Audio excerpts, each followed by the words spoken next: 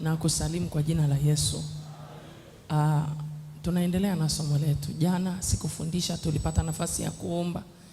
Ninatamani kila siku tungekuwa tunapata at least dakika chache tukaomba kuliko tukusanye afu tuseme tutaomba siku moja. Bwana asifiwe. Haleluya. Leo tunaendelea na somo letu, nguvu ya rehema. Nguvu ya rehema, lakini kwa ajili ya urejesho wa nafasi ya vitu vilivyopotea.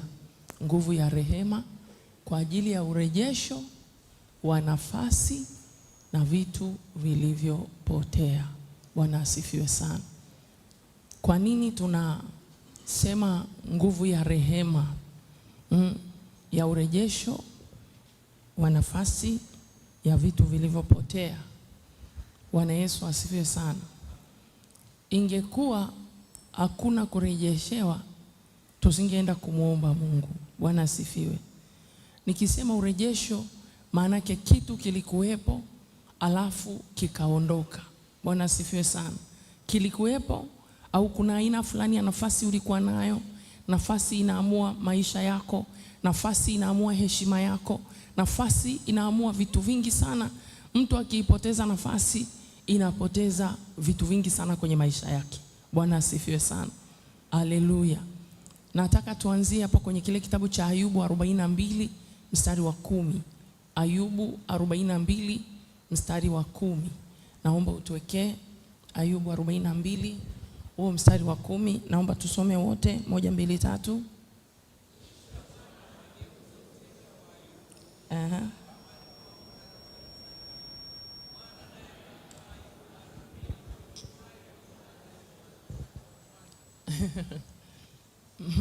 Tusome tena 1 2 3 kama watu wanaweza kuunganisha maneno. 1 2 3. Kisha Bwana akageuza uteka wa Ayubu hapo alipowaombea rafiki zake. Bwana naye akampa mara 2 kwa nayo ya kwanza. Okay, kwamba alikuwa na vitu. Bwana asifiwe. Lakini Mungu alipokuja kumrejeshea alimpa mara ngapi? Mara 2. Ukisoma kwenye Mithali anasema sheria ya mwizi akiiba anatakiwa rejeshe mara 7. Bwana asifiwe sana. Sasa hapa Mungu, Ayubu amelia, tena hakujiombea, aliombea marafiki zake. Biblia inatuambia Bwana akageuza uteka. Bwana akageuza nini? Uteka. Wapendwa, wale ambao walishawahi kuwa na nafasi nzuri na uwezo mkubwa, they know what I mean. Wanajua ninachomaanisha. Kwamba kuna nafasi au kuna uwezo Mungu akikupatia, kuna aina ya watu nao wanakusogelea. Bwana asifiwe sana. Tena katika kizazi hichi na maisha tulionayo, hata ukiwa masikini, ndugu wanakuogopa, ndugu wanakukimbia, na kuna wengine wanakutenga kabisa. Mfano, mtu mwenye uwezo, ndugu wengi wanapenda kumheshimu aliyenacho kuliko asiyenacho. Na Biblia inasema hekima ya maskini haisikilizwi, hata kama una ushauri mzuri kiasi gani. Hata ukikisema kwenye kikao cha familia hawakisikilizi. Akija yule jamaa mwenye uwezo, hata kama anatoa vitu ambavyo ni bombomo, anasema tumsikilize huyu, tumsikilize huyu, tumsikilize. Ana kitu. Ana kitu. Lakini nyewe wote mnajua jamaa bomu. Kwa hiyo kuna vitu ukipoteza, kuna aina ya watu wanaondoka kwenye maisha yako, kuna heshima inaondoka kwenye maisha yako, kuna watu ambao walikuwa nao wakikusaidia. Unajua Biblia yenyewe inasema aliyenacho anaongezewa, asiyenacho hata kile alichonacho ananyang'anywa. Ukiwa nacho, hata ukipungukiwa, una shida ya milioni 10 chapchapu unaipata. Ukiwa huna, utafunga, unaweza usiione. Nakumbuka ule wimbo wa Abiudi Mishori. Alikuwa anasema, anamwambia Mungu tenda miujiza. Alikuwa akiwa na shida ya 100,000 akimuomba dada yake, ni wimbo, anapewa 10,000. Sasa una shida labda ya milioni, unapewa 10,000. Inafaa kweli? Haifai. Kwa hiyo ule wimbo mimi nilikuwa nikiusikiliza akiimba kwa maumivu na kwa hisia. Kama hujawahi kupita kwenye hiyo situation, huwezi muelewa Abiudi kwenye ule wimbo. Umenielewa ninachokisema? Huwezi kuelewa. Wewe umeshawahi kwenda kwa ndugu, unaenda kwa ndugu kulingana na situation yako, wanaweza wakasema mwambie hayupo. Unapiga simu inaita lakini haipokelewi. Au mtoto anapokea, anasahau, anasema baba hayupo. baba amesema hayupo. Baba amesema nini? Hayupo. Au unaenda unapiga hodi, unauliza kabisa, unasema amesema hayupo. Hapo ni Roho Mtakatifu kakamata tu akutambulisha kwamba Bwana wewe uhitajiki. Ayubu alivyokuwa na kila kitu. Utajiri wa Ayubu ukiutaka kusoma, kasome kwenye Ayubu sura ya kwanza. Hebu tuwekee Ayubu sura ya kwanza, hata kama nilikuwa sijakuwekea kwenye mstari wako. Sura ya kwanza kabisa. Huyu jamaa alikuwa na uwezo, sio uwezo mdogo. Sio uwezo mdogo. Na saa hii tukimtazama Ayubu tunaweza tusione sana, lakini hebu tuwekee Ayubu sura ya kwanza. Ngoja nisome. Anasema palikuwa na mtu katika nchi ya Usi, jina lake alikuwa akiitwa Ayubu. Mtu huyo alikuwa mkamilifu na mwelekevu, ni mmoja aliyemcha Mungu na kuepukana na uovu. Kisha wakazaliwa kwake wana 7 na binti 3. Jumla alikuwa na watoto 10. Alafu akapoteza wote. Mali yake nayo yalikuwa ni kondoo 7,000 na ngamia 3,000 na jozi za ng'ombe 500. Kuna mtu anaweza kunipigia mahesabu? Hem, tuongee, tumtafute mtu mmoja. Kuna mtu anaweza nipigia mahesabu ya sharp? Embo achukue karatasi hapo na calculator. Mali yake ilikuwa ni kondoo 7,000. Kondoo mzuri sasa hivi bei rahisi ni 1,500,000. Kwa hiyo chukua 7,000 mara laki na nini na nusu. Najua hamna mtu anapiga hesabu, kwa hiyo wewe piga kichwani. Alafu chukua ng'ombe 500. Ng'ombe mzuri kabisa sasa hii anaweza kafika bei gani? Milioni 3. Huku damu mnajua bei ya ng'ombe kweli au mnanunua nyama tu? Damu mnajua bei ya ng'ombe? Wafugaji wana pesa. Wewe unauza ng'ombe moja 100,000, ng'ombe moja anauza 3 milioni 2.5. Haya, piga ng'ombe 2.5 mzuri tu. Na haya alikuwa ana ngamia 3,000 na jozi za ng'ombe 500. Mnaijua bei ya ngamia nye? Amuijui bei ya ngamia? Ngamia ni bei ghali sana. Ngamia, mimi mwaka 98 nilisikia ngamia aliyesafirishwa kutoka Uarabuni kuletwa huku kwa ajili ya sadaka alinunuliwa kama 3,000,000. Kipindi hicho 2000 hivi 2001. Lakini huyo ni wa sadaka. Umenielewa? Maana bro hapa anataka kujua ngamia shilingi ngapi. Tafuta Mwarabu mmoja muulize ngamia shilingi ngapi. Na punda wake 500. Bei ya punda Maswai kule kwenu hamna punda? Ajui bei ya punda. Haya, na watu wa nyumbani kwake wengi sana. Tabia ya hela inavuta watu. Tabia ya hela ni kivutio cha nini? Cha watu. Tabia ya hela ni kivutio cha watu. Kwa hiyo ndio maana ukiwa na uwezo, watu wengi sana wanakuzunguka kuliko ukiwa hauna. Kitu gani kinavuta watu? Hujabadilika. Pesa ni kivutio cha watu. Alikuwa na watu nyumbani kwake 500 na wote wanakula kwa mkono wake. Achana na uchoyo wako. Ukiona ndugu zako wamekuja unasema pika mchele nusu kilo, pika mchele nusu kilo. Punguza kipimo, punguza kipimo. Jamaa alikuwa analisha, mwanaume alikuwa analisha watu 100 ngapi? Na kipindi kile walikuwa wanahesabiwaga tu wanaume. Umenielewa ninachokisema? Jamani nyie sikilizeni. Kwenye Agano Jipya basi unaweza ukaondoa. Alafu anasema watu 500 na watu wa nyumbani kwake wengi sana. Kwa hiyo kuna 500 alafu kuna wengine nini?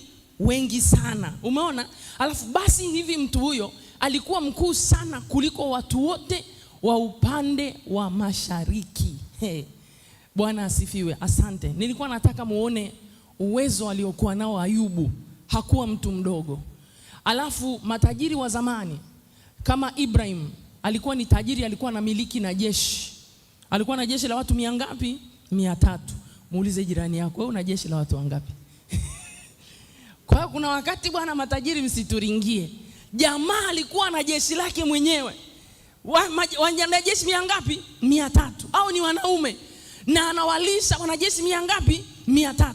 Alafu si tu anawalisha, wana watoto wao, wana wake zao na watoto wao. Na wale wanajeshi wana wafanyakazi wao. Huyo ni tajiri mmoja. Sasa wewe hako kwa utajiri kako unatutishia, huna hata jeshi, hata huna hata mlinzi. Muulize una mlinzi wewe? Mwamba alikuwa ana jeshi lake. Mungu atusaidie sana. Sasa alafu Biblia inatuambia alikuwa na jeshi, alafu alikuwa mtu mkamilifu anayemcha Mungu. Ni mtu mkamilifu anayefanya nini? anayemcha Mungu, kwamba utajiri haukugeuza moyo wake, mali alizonazo hazikushika moyo wake, kwa sababu Yesu alivyokuja akatuambia hazina ya mtu ilipo ndipo na moyo wake utakapokuwepo. Hata kama alikuwa tajiri kiasi gani, lakini moyo wake ulishikamana na Bwana. Piga makofi hapo, utapiga tu makofi hapo, tunapiga makofi hapo. Bwana asifiwe. Yaani utajiri wake haukumtenga na Mungu. Utajiri wake haukumtenga na ukamilifu. Utajiri wake haukumtenga na unyenyekevu. Utajiri wake haukumtenga na ibada. Utajiri wake, ndio maana Mungu alikuwa na uwezo kumwambia shetani, hivi shetani, umemwona mtumishi wangu Ayubu? Unajua kuna namna ukimpendeza Mungu, Mungu anakuringia wewe. Mungu anakuringia kabisa. Kuna watu wako huku duniani Mungu anaringa nao. Kwa kama Ayubu Mungu aliweza kuringa naye, akamwambia shetani, umetoka wapi? Shetani akamwambia, Bwana mimi nimetoka kuzunguka huko duniani. Nimetoka kuzurura huko duniani. Ndio maana usikubali kuitwa mzururaji. Shetani tu ndo mzururaji. Kama nimetoka kuzunguka huko duniani. Akamwambia Sasa Mungu alikuwa na watu wengi sana duniani, lakini Mungu akamwambia, umemcheki mtumishi wangu Ayubu? Yaani hapo Mungu sifa. So unajua tabia ya Mungu ni kuwa na sifa, na ndio maana anapenda sifa. Kwa hiyo zile sifa za Mungu anamwambia, umemwona mtumishi wangu Ayubu? Shetani akamwambia, kwani huyo Ayubu unafikiria anakuabudu bure? Ayubu tukienda kwake tunakuta umemzingira kama ukuta wa moto na huo utukufu ndani yake. Huwezi kumgusa Bwana. Yule akuabudu tu. Alafu pia unafikiri anakupenda? Ni kwa sababu ya mali ulizompa. Nisikilize niwaambie ukweli. Anayekulinda ni Mungu. Kiwango chako cha kumcha Bwana kinaamua ulinzi wako kutoka kwa Bwana. Kwa hiyo yule jamaa alikuwa na watu, Biblia haikuwa identify kwamba ni wanajeshi au ni watu wa namna gani, lakini mwamba alikuwa na watu 500. Na hapo utakuta mtoto wa mjomba wa shangazi, yani mpaka anakujua wewe ni Mnyakyusa. Anavuta bibi wa bibi Mnyakyusa. Anakuambia, unajuaga mimi ni Mnyakyusa. Sawa Mnyakyusa, msinikasirikie na mimi ni wa kwenu. Umeona? Kwa hiyo anavuta. Si unajua ukiona uwezo unahadithiwa mpaka chimbuko la kwako usilodijua. Anakuambia, mimi ni ndugu yako kabisa. Yule bibi mdogo aliolewa wake wawili. Sasa yule mke wa bibi mdogo, bibi yake sasa wa yule mke mdogo wa babu, mimi ndio nimetoka huko. Pesa ina adabu kwa damu ya Yesu. Mungu atusaidie tusinyenyekee namna hiyo. Bwana asifiwe sana. Ndio maana kila mtu afanikiwe kwa uwezo wa Mungu katika jina la Yesu. Usiende kujitambulisha sana ili upewe msaada. Kila mtu Mungu amfanikishe kwa uwezo wake katika jina la Yesu. Nachotaka ni kuonyeshe ni nini. Vitu vyote hivi Mungu alivyompa Ayubu, shetani alienda kufanya negotiation na Mungu. Akamwambia Mungu, huyu mtu Bwana unamlinda kwa sababu hakuabudu bure, ni kwa sababu umempa vitu. Alafu akamwambia si tu vitu, hata mke wake yuko vizuri. Ndio maana shetani alipita mpaka kwa mke wake. Mungu akamwambia nenda kaguse hivi yote, including wife. Including nani? Mwambie jirani yako including wife. Including wife. Kwa hiyo shetani akarudi mjini kufanya kazi, kwa sababu alimwambia Mungu, huyu mtu si anakupenda kwa sababu umembariki. Mungu akamwambia kaguse kila kitu, afu utaona hata acha kuja Kariakoo Morning Glory. Kaguse kila kitu, mwamba atakuja tu. Gorofa limeanguka utamkuta kanisani. Limeanguka, godauni limesagika utamkuta kanisani.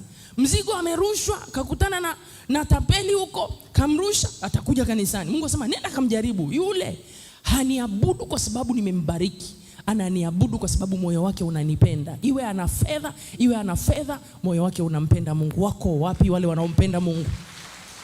Wako wapi wale wanaompenda Mungu? Usimpende Mungu kwa sababu ya kitu alichokupa. Mpende Mungu kwa sababu yeye ni Mungu. Yeye ni baba yako. Yeye ni yote katika yote. Hakupe asikupe atabaki kuwa Mungu. Ndio maana Mungu akujibu, hata asipokujibu usiache kumwabudu. Hatumwabudu ili atupe vitu, tunamwabudu kwa sababu ni baba yetu, ni Mungu wetu, ni yote katika yote. Hata afya, hata pumzi tulionayo imetoka kwake katika jina la Yesu. Amen. Kwa hiyo Ayubu shetani akaanza kugusa vitu vyake. Kipindi kile jamani, sisi tukiwa wadada kulikuwa hakunaga hizi nyimbo nzuri. Tulikuwa tunasikiliza ile Ayubu mara shetani watoto wake walikuwa wamejikusanya mahali pamoja, mara upepo ukavuma, si ni upepo ukaja ukaua watoto wote. Alafu shetani ni sijui niseme ni ana akili, sijui niseme ni mjinga, sijui lazima kuachie mtu mmoja wa kukuletea taarifa, akaua wote.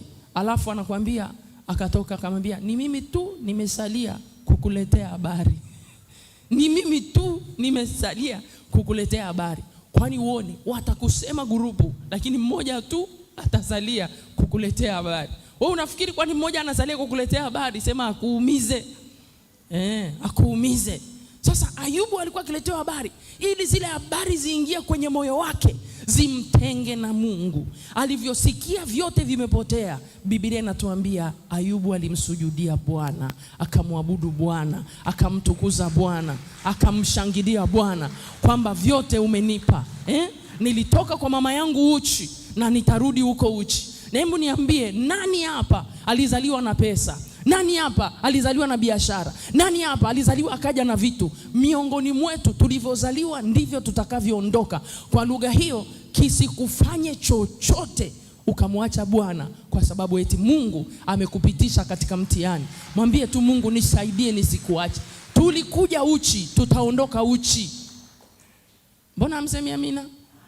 Kuna mtu anasema si tunavalishwa suti. Tunatamani hata hizo suti zipotee jamani. Mtu urudi na kamtandio. Wanapokeleaga watoto vimtandio vipesi. Wa Kristo, haleluya. Haya. Ndio nyie, mtu hajawahi kununulia suti, anatoa rambirambi ya suti. Mimi nawaambiaga, kama hujaweza kunitunza nikiwa hai, nikifa usiniletee maua, nikifa usiniletee gauni jipya. Wewe hujawahi kununulia gauni, kwani ununulie nguo nzuri sana imekuwa maiti? Is it inafaa? Hapana. Tupeane vitu tukiwa hai. Mwambie jirani yako, anza kunipa vitu vizuri nikiwa hai. Mwambie jirani yako, nipe vitu vizuri nikiwa hai. Mwambie nipe lunch nikiwa hai. Mwambie punguza sifa, usije kwenye msiba ukatoa kilo 20 wakati hujawahi kununulia kitu chochote. Anakusubiri ufe tu, asema mimi nitatoa kilo 200. Kilo 200 wakati hujawahi kumnunulia hata mshikaki wa 500 wewe wa buku. Mwambie nipe chakula changu mapema, usisubiri uniletee mimi kwenye rambirambi. Maswai nipe chap chap. Hii biashara kusubiria eti mimi marehemu nitaleta kilo 50. Kilo 50 za nani? Nipe sasa hivi.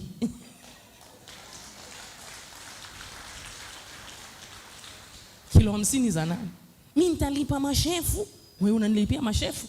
Nipeleke hoteli nzuri nile ninywe nifurahi. Huyo shefu kwani unamlipia mimi? Si unalipia wanaokuja. Unajua wapambe ndio wanakulaga vitu vyetu kwenye msiba Kwa hiyo wakupe sahi mapema. Mwambie jirani nipe mapema. Acha kuja kulisha wapambe. Weka Samueli wa 2 sura ya 9. Mstari wa 1 mpaka 13. Mwambie nipe mapema. Biashara kuja kulisha wapambe kwenye msiba hatutaki hiyo. Mtu akija kwenye msiba anywe chai ya tangawizi kali, alie imtoe machozi. Sisi tupeni tule mapema. Weka Samueli wewe. Mimi nakusubiri uweke neno hapo. Bwana asifiwe. Mtu akija msibani akute chai ya tangawizi, changanya pilipili manga. Hata kama ana machozi, mlazimishe kulia. Sikaja kwenye msiba. Hii biashara anakuja kwenye msiba anakutana na bufe nini? Marehemu kwa hii kumnunulia kitu. Bwana we, tubadilishe mambo sahi mapema. Mkija kwenye msiba wapambe, kuleni vilivyopo vichungu ambavyo vinatoa nini? Machozi. Sisi mtupe tule vitu vizuri mapema. Yaani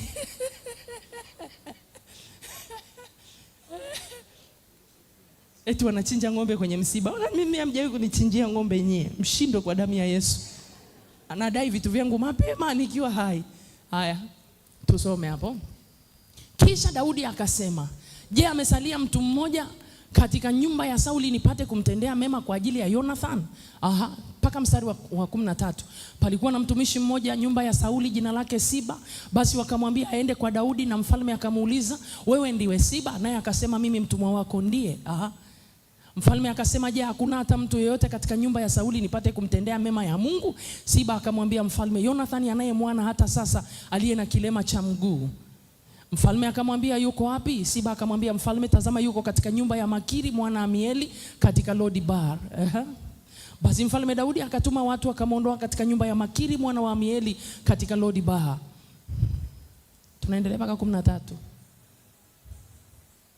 Basi Mefibosheti mwana wa Jonathan mwana wa Sauli akaenda kwa Daudi, akaanguka kifudifudi, akasujudu. Daudi akasema, Mefibosheti, na akaitika, mimi hapa mtumwa wako. Daudi akamwambia, usiogope, maana bila shaka nitakutendea mema kwa ajili ya Jonathan baba yako, nami nitakurudishia mashamba yote ya Sauli baba yako, nawe utakula chakula mezani pangu. Subiri, usiondoe, rudisha kule nyuma. Nataka tusome huu hapa wote. 1, 2, 3. Daudi akamwambia, usiogope, maana bila shaka nitakutendea mema kwa ajili ya Jonathan baba yako, nami nitakurudishia mashamba yote ya Sauli baba yako, nawe utakula chakula mezani pangu. Soma tena 1, 2, 3. Daudi akamwambia, usiogope, maana bila shaka nitakutendea mema kwa ajili ya Jonathan baba yako, nami nitakurudishia mashamba yote ya Sauli baba yako, nawe utakula chakula mezani pangu daima. Akasujudu akasema, mimi mtumwa wako ni nini hata ukamwangalia mbwa mfu kama mimi? Ndipo mfalme akamuita Siba mtumwa wa Sauli, akamwambia, mali yote yaliyokuwa ya Sauli na ya nyumba yake nimempa mwana wa bwana wako, naye utamlinda nchi hiyo, wewe na wanao na watumwa wako, nawe utamletea mwana wa bwana wako matunda yake apate chakula ale. Lakini Mefibosheti mwana wa bwana wako atakula chakula mezani pangu siku zote. Basi huyo Siba alikuwa na wana 15 na watumwa 20. Ndipo Siba akamwambia mfalme, mimi mtumwa wako nitatenda hayo yote kama bwana wangu mfalme alivyoniamuru. Na kwa habari za Mefibosheti, mfalme alisema atakula mezani pangu kama mmojawapo wa wana wa mfalme. Amen. Bwana asifiwe.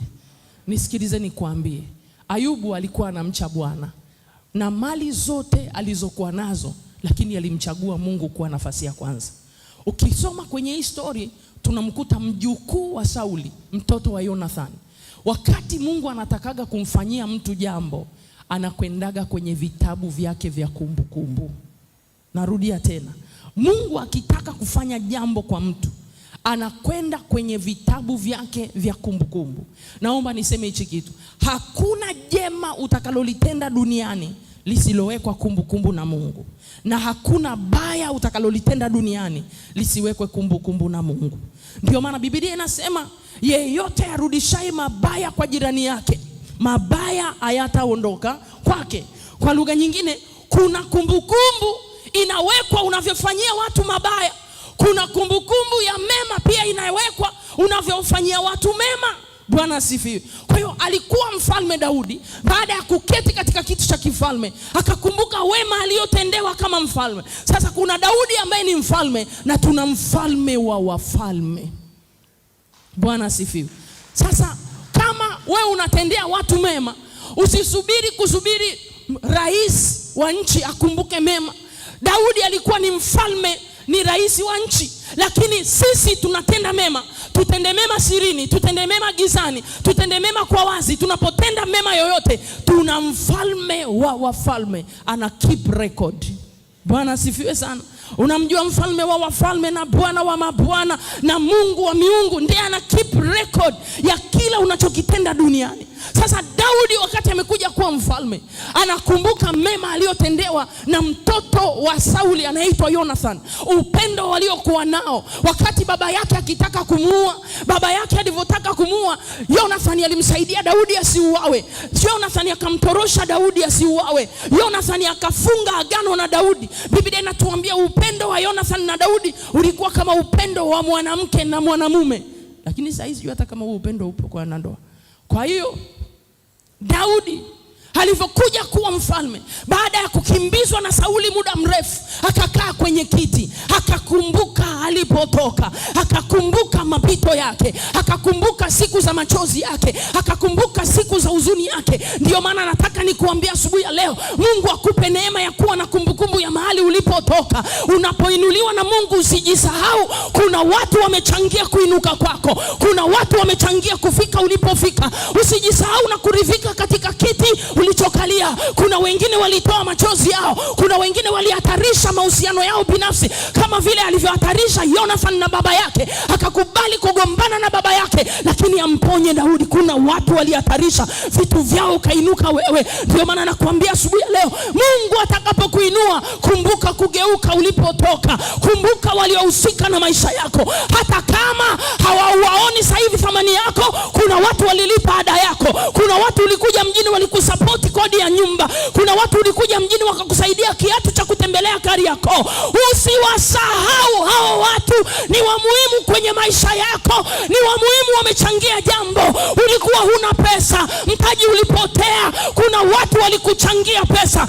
Hata kama alikupa 500 kipindi unaziki, 500 ukiwa naziki na 500 ya sasa ni vitu viwili tofauti. Usisahau wema wowote uliotendewa, ili ukikumbuka wema na Mungu anakukumbuka wewe, katika jina la Yesu Kristo wa Nazareth. Haleluya. Karabayanda rabashanda rabasaya, rapakoria masanda rabasaika. Watu wengi wanajisahau, wakifika mahali wanadharau watu waliowasaidia. Wenda ikawa kuna mtu yuko kijijini alikupa nauli ya kuja Dar es Salaam, yule amechangia sana mafanikio yako, alifanyika punda akakuleta hapa. Kumbuka ulipotoka ndugu yangu, katika jina la Yesu. Wenda ikawa ni watu walichanga pesa, ni mzazi alitoa hela yake ya mwisho, leo umeinuliwa una mamilioni ya pesa, ni ile 20,000 uliyopewa imekufikisha hapo. Kumbuka ulipotoka ndugu yangu, katika jina la Yesu. Haleluya, haleluya. Usisahau ulipotoka. Daudi amekaa kwenye kiti, anakumbuka alipotoka. Wakati anakimbizwa akamkumbuka Jonathan, akaita watu. Kumbuka kama rais ana access na watu, akaita watu akamwambia, niambieni kwenye nyumba ya Sauli nani amebaki? Maana hata kama Sauli alikuwa mbaya, lakini mtoto wake hakuwa mbaya. Ndio maana ni hatari sana hata katika miongoni mwa ndugu kubeba visasi kwa ndugu zako. Si ndugu wote ni wabaya. Kumbuke yule mmoja aliyekutenda mema. Kumbuka yule mmoja aliyekutenda mema. Daudi akauliza, akaambiwa kule kwa Sauli kuna mtu mmoja anaitwa Mephibosheth. Huyo Mephibosheth, ukisoma historia yake kwenye Biblia, wakati wa nyumba ya Sauli watu wanataka kuuawa, yule mfanyakazi alimchukua Mephibosheth akawa anakimbia naye. Alivyokimbia naye akamwangusha njiani, kwa sababu alikuwa anatakiwa kuuawa, akamwangusha. Alivyomwangusha kulikuwa hakuna cha hospitali, akapata kilema cha miguu. Lakini yule mfanyakazi, it was a houseboy, akambeba hivyo hivyo, akakimbia naye akaenda akamtunza. Daudi akasema, yuko nani kwenye nyumba ya Sauli niweze kumtendea mema ya Mungu? Kumbe mema tunayotendea watu ni ya Mungu, mabaya tunayotendea watu ni ya shetani. Daudi akauliza, yuko wapi? Akaambiwa yuko mtu mmoja anaitwa Mephibosheth, yuko kwa mtu mmoja anaitwa Siba, anakaa kule kwenye nyumba ya Makiri huko Lodibar, ana kilema cha miguu. Akasema hapana, huyo kanileteni, namtaka huyo mwenye kilema cha miguu. Ninajua wenye vilema vya miguu hawakumbukwi haraka, kanileteni huyo mwenye kilema cha miguu. Wafanyakazi wakakimbia wakaenda kumleta mwenye kilema cha miguu. Alivyoleta kwenye mwenye kilema cha miguu, kumbuka alikuwa anatembea na miguu, alikuwa anatembea na mikono, hana miguu ya kutembelea. Kwa hiyo mikono ilikuwa inampa support, anatembea na miguu, anatembea na mikono. Alivyofika Daudi akamwambia Mephibosheth, akamwambia, naam bwana wangu. Akamwambia, nimekuita, nataka nikurudishie mali zote za babu yako. Maana alitumia jina la baba. Akamwambia, mimi ni nani mbwa mfu kama mimi unikumbuke? Maana kuna watu wakiwa na situation fulani hawakumbukwi. Kwa ilivyofika muda wake wa kukumbuka, akamwambia, mimi ni nani mbwa mfu kama mimi unikumbuke? Akamwambia, si tu nimekukumbuka, mashamba yote ya babu yako Sauli nitanyang'anya watu waliorithi, nitakurudishia wewe. Maana hata kama wameyachukua, si mali yao, origin ya mali we know it ni ya babu yako anaitwa Sauli. Alafu akamgeukia yule mfanyakazi aliyekuwa anamsaidia, akamwambia, kuanzia leo hata kwa wewe utakuwa unamsaidia, wewe utakuwa mfanyakazi wake. Huyu ni Mungu Bwana. Akamwambia, kuanzia leo wewe ulikuwa unamsaidia, wewe hutakuwa unamsaidia, atakuwa mfanyakazi wako. Umeona Mungu akibadilisha Mungu hatakagi mawazo ya wanadamu. Mungu akaagi kikao na wanadamu kumuinua mtu. Mungu akaagi kikao na watu wa kurejesha vilivyopotea. Mungu anakaa kama Mungu. Akianza kuchunguza, anataka kukutendea mimi lini mema, anakuja kuangalia na wewe una mema yapi uliwahi kuyatenda. Kuna wakati tusimwambie Mungu nirejeshe miaka iliyoliwa na tunutu na madumadu, while hatuna mema yoyote tunayotendea watu. Ukitaka Mungu akurejeshe, tenda wema. Tenda wema. Tenda wema. Tenda wema. Ni kweli kuna saa tunaomba sana, lakini mimi nasemaga hivi, neno plus maombi plus vitendo iziko tu matokeo. Umesikia equation? Neno plus maombi plus vitendo iziko tu matokeo. Bwana asifiwe sana. Mfalme Daudi akamwambia, sikiliza Mefiboshethi, hao watakulimia. Wakishamaliza kukulimia, watakuletea, wakishauza na mazao, watakuletea pesa. Lakini wewe Mefiboshethi, hutakaa nao tena. From today onwards, utakula mezani pa mfalme. You know what? Watu wakienda kuongea na mfalme, mtu akifika kwa mfalme, anampa heshima mfalme. Kwa kuwa Mefiboshethi amekaa mezani pa mfalme, yoyote anayekuja kumsujudia mfalme, lazima msujudie na Mefiboshethi. Lazima msujudie na Mefiboshethi. Heshima haiendi tu kwa mfalme Daudi na wote waliokaa mezani pa mfalme. Na wakati wakija kumsujudia, kuna meza mbele imekaa, na ile meza haionyeshi ulemavu wake tena. Maanake ulemavu wake ulimezwa na meza ya mfalme. Aibu yake ilimezwa na meza ya mfalme. Wanapokuja kwa mfalme, hawamsujudii tu mfalme, wanamsujudia na Mefiboshethi. Mungu akikurejeshea, waliokudharau watakusujudia. Mungu akikurejeshea, waliokuwa wanakuona mbaya watasujudu mbele za Mungu wako.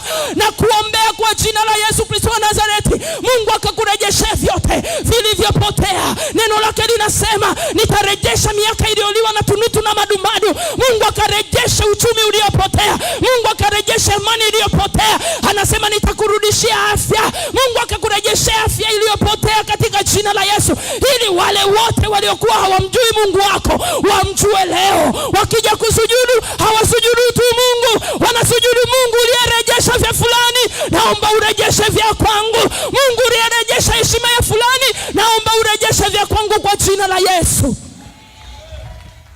Ndio maana anasema anarejesha mara mbili. Alirejesha mali, akarejesha heshima.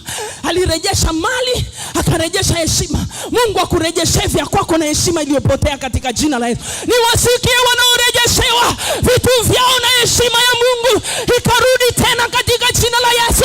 Ikarudi tena katika jina la Yesu. Ikarudi tena katika jina la Yesu Kristo mwana Mungu aliye hai. Karabayanda rabasaya. Na sai Mungu anakuambia akikurejeshea, unakula mezani pake. Na ukila mezani pake, unakula mbele ya watesi. Kwani lazima kuandalie meza mbele ya watesi waliokuwa wanakusema. Wakija kutoa heshima, sema na mama Swai naye anaichukua heshima. Ndio anaichukua heshima. Ndio anaichukua heshima. Na huyu anachukua heshima. Ndio anaichukua heshima. Mbona tunaonaga hastahili? Wanapoona haustahili, Mungu anakusahilisha kwa jina la Yesu. Wanapokuona ufai, Mungu anakuonyesha mbele yao unafaa kwa damu ya Yesu. Hakuna anayeweza kupingana na Mungu. Saa ya Mungu ikifika, hakuna anayeweza kusimama mbele yako kwa jina la Yesu. Saa ya Mungu ikifika, anasema nimekupa mlango uliofunguliwa mbele, hakuna awezaye kuufunga. Wakijaribu kufunga, wanapigwa na Mungu. Wakijaribu kusimama kwenye njia, wanaondolewa na Mungu kwa jina la Yesu. Karabayanda rabasaika. Haleluya. Hiyo ndio raha ya urejesho. Mungu anasema nitafanya adui zako kuramba mavumbi ya miguu yako. Umeshawahi kugundua mama Swai, adui yako anarambaje mavumbi? Anatafuta msaada kote anakosa, alafu anarudi kwako. Anatafuta msaada kote anakosa. Waliokuwa wanakudharau wanakuja kuunga foleni, wanataka msaada kwako.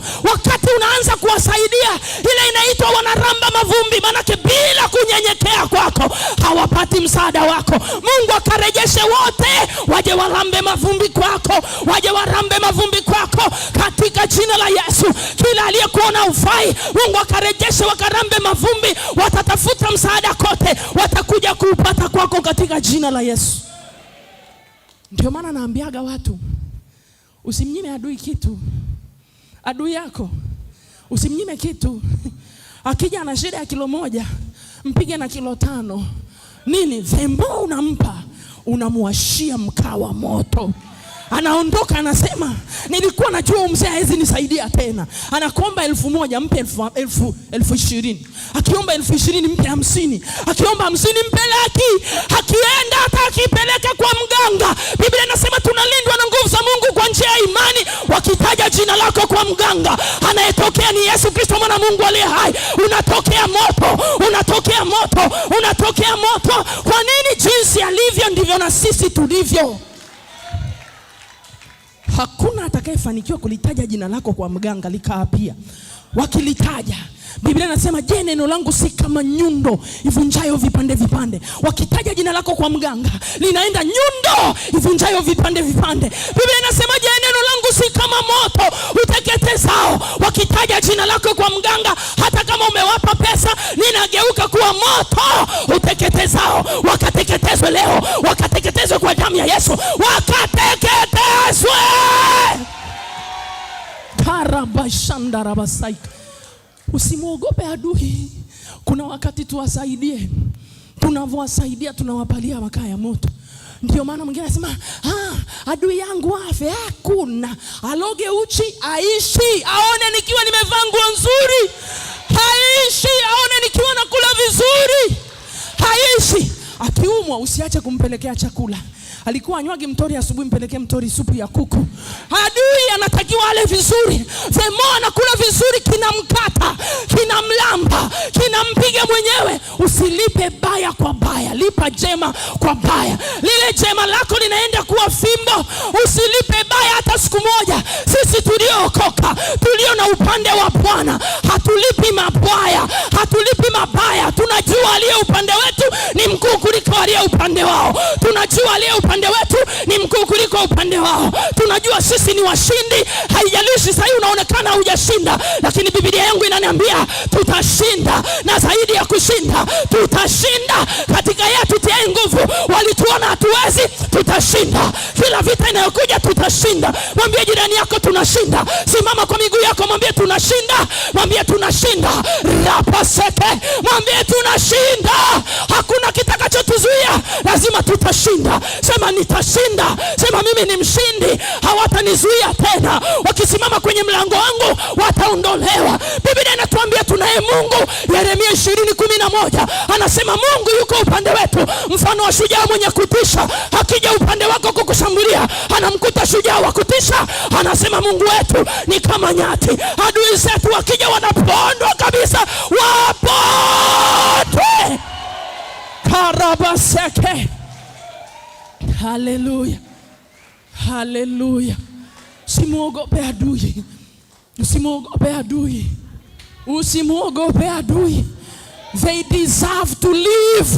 Waone mema ya Mungu juu yako. Wanastahili kuishi. Waone ukila mezani pa mfalme. Wanastahili kuishi wakiona Mungu akikutendea kwa jina la Yesu. Haleluya. Haleluya. Sema kwa damu ya Yesu. Kwa damu ya Yesu. Kwa damu ya Yesu. Kuanzia sasa hakuna silaha itakayofanyika dhidi yangu itafanikiwa. Hakuna mlango uliofunguliwa mbele yangu utafungwa, maana imeandikwa, Mungu amenipa mlango uliofunguliwa mbele, hapana awezaye kufunga. Sio giza litafunga, sio maadui watafunga, sio shetani utafunga. Mungu amesema hakuna awezaye kufunga kwa damu ya Yesu, na imeandikwa hapata kuwepo na mtu yoyote atakayeweza kusimama mbele yangu siku zote za maisha yangu. Sema Bwana Yesu, rejesha vyote vilivyopotea kwenye maisha yangu. Rejesha vyote vilivyopotea. Nirejeshe afya. Rejesha afya yangu. Rejesha amani yangu. Rejesha rejesha uzao wangu, rejesha uchumi wangu, nirejeshe biashara yangu, nirejeshe kazi yangu kwa damu ya Yesu. Baba, umesema unarejesha miaka iliyoliwa na tunutu na madumadu. Mungu Baba, kwa rehema yako kumbuka tu hata lile jema moja ulinonitumia kufanya, ukaikumbuke nyumba yangu, kakumbuke uzao wangu, kakumbuke maisha yangu kwa damu ya Yesu.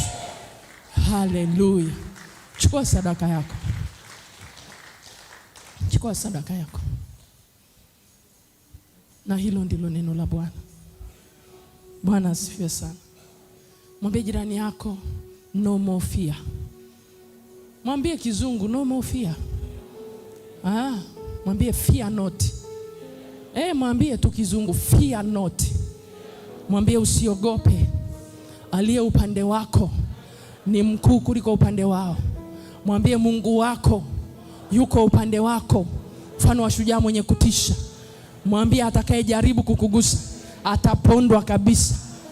Mungu alimwambia Daudi hivi, mwana wa uovu hata kutesa. Mwambie na wewe, mwana wa uovu hata kutesa. Anasema adui zako watapondwa mbele yako kwa damu ya Yesu.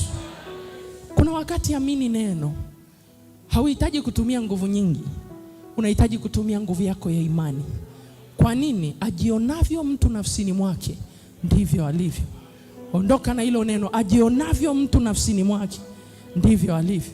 Alafu mwambie jirani, na kukumbusha tu, usisubiri uchange rambirambi, anza kunifurahisha mapema.